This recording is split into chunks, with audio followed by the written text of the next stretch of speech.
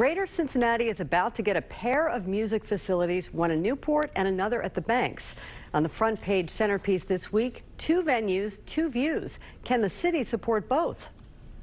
Music and event management plans to build the venue at the Banks. It will seat 4,500 inside and 8,000 outside. The competing venue at Newport's Ovation site will be built by AEG Presents and Promo West. Its capacity is 2,800 inside and 7,000 outdoors. Critics of the 2 venue plans say it's a grave mistake that ignores the economic realities of the music industry. They say there's a finite number of acts, and if ticket buyers have 2 similar venue options, agents will pit those sites against each other, raising the price to land artists as well as the cost of a ticket. Business Courier reporter Chris Wetterick wrote this story. He's with Business Courier editor Rob Dahlmeyer in the studio with more insight. Gentlemen.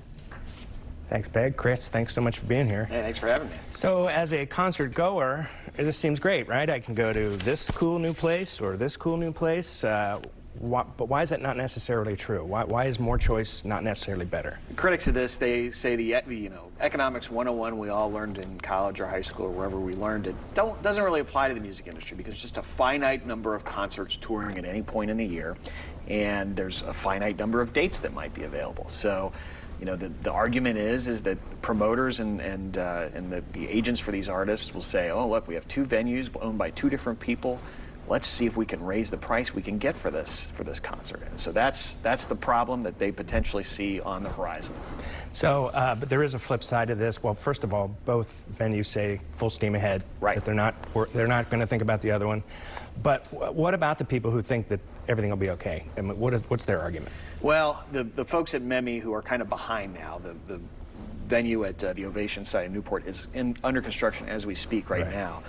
They're saying that, you know what, we're not gonna worry about it. We're not really even gonna make an argument about why this is gonna work. We're gonna compete as best we can because we think that this will work.